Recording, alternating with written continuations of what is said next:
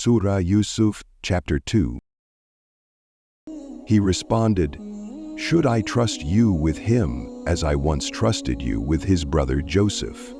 But only Allah is the best protector, and He is the most merciful of the merciful." When they opened their bags, they discovered that their money had been returned to them. They argued, "Oh, our father, what more can we ask for?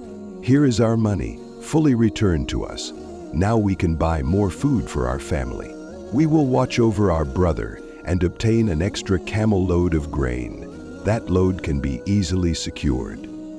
Jacob insisted, "I will not send him with you until you give me a solemn oath by Allah that you will certainly bring him back to me, unless you are totally overpowered."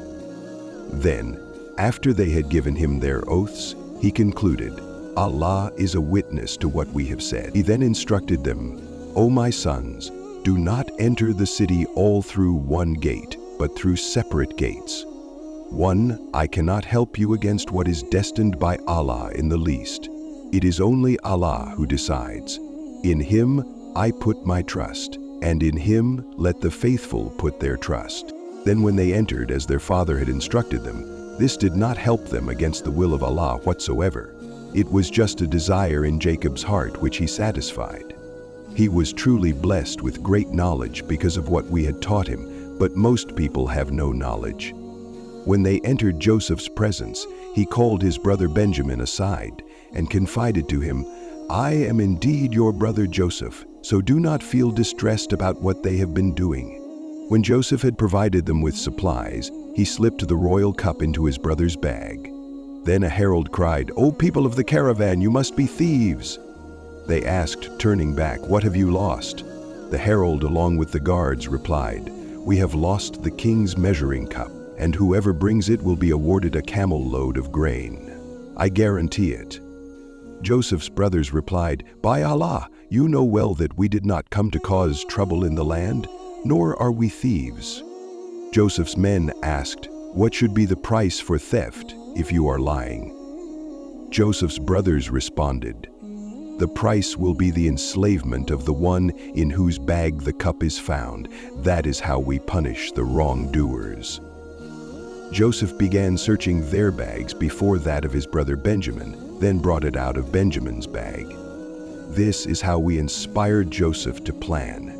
He could not have taken his brother under the king's law, but Allah had so willed. We elevate in rank whoever we will, but above those ranking in knowledge is the one all-knowing. When they lost all hope in him, they spoke privately. The eldest of them said, "Do you not know that your father had taken a solemn oath by Allah from you, nor how you failed him regarding Joseph before? So I am not leaving this land until my father allows me to, or Allah decides for me.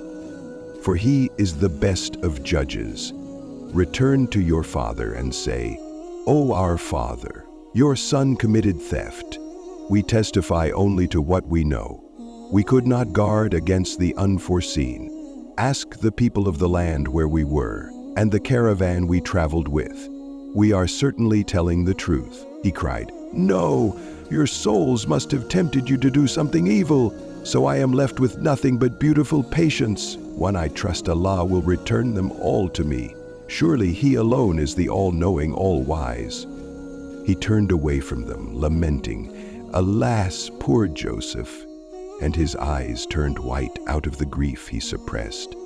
They said, "By Allah, you will not cease to remember Joseph until you lose your health or even your life." He replied, "I complain of my anguish and sorrow only to Allah, and I know from Allah what you do not know. O my sons, go and search diligently for Joseph and his brother, and do not lose hope in the mercy of Allah, for no one loses hope in Allah's mercy except those with no faith." When they entered Joseph's presence, they pleaded, "O chief minister, we and our family have been touched with hardship, and we have brought only a few worthless coins. But please give us our supplies in full and be charitable to us. Indeed, Allah rewards the charitable." He asked, "Do you remember what you did to Joseph and his brother in your ignorance?" They replied in shock, "Are you really Joseph?" He said, "I am Joseph, and here is my brother Benjamin. Allah has truly been gracious to us. Surely whoever is mindful of Allah and patient, then certainly Allah never discounts the reward of the good doers." They admitted, "By Allah, Allah has truly preferred you over us, and we have surely been sinful." Joseph said, "There is no blame on you today. May Allah forgive you. He is the most merciful of the merciful.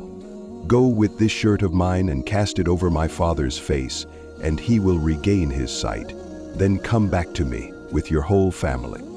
When the caravan departed from Egypt, their father said to those around him, "You may think I am senile, but I certainly sense the smell of Joseph." They replied, "By Allah, you are definitely still in your old delusion." But when the bearer of the good news arrived, he cast the shirt over Jacob's face, so he regained his sight. Jacob then said to his children, "Did I not tell you that I truly know from Allah what you do not know?" They begged, "O our Father, pray for the forgiveness of our sins. We have certainly been sinful." He said, "I will pray to my Lord for your forgiveness. One He alone is indeed the all-forgiving, most merciful."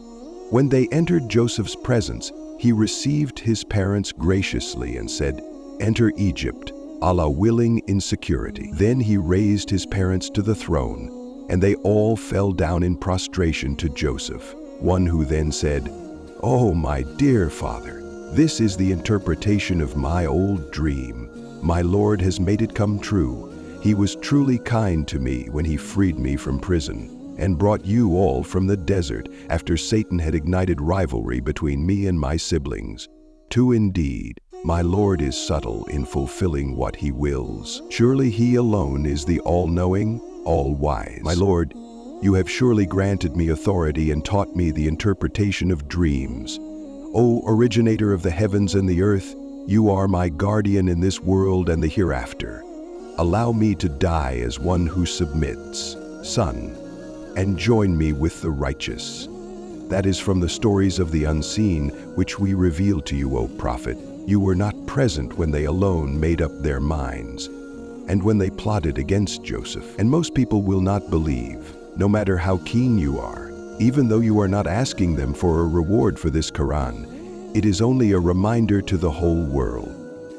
How many signs in the heavens and the earth do they pass by with indifference? And most of them do not believe in Allah without associating others with Him in worship.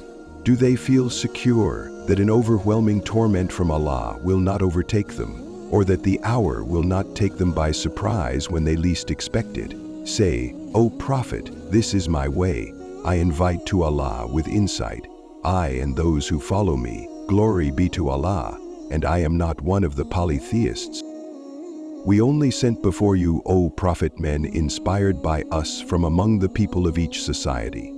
Have the deniers not traveled through the land to see what was the end of those destroyed before them? And surely the eternal home of the hereafter is far better for those mindful of Allah. Will you not then understand?"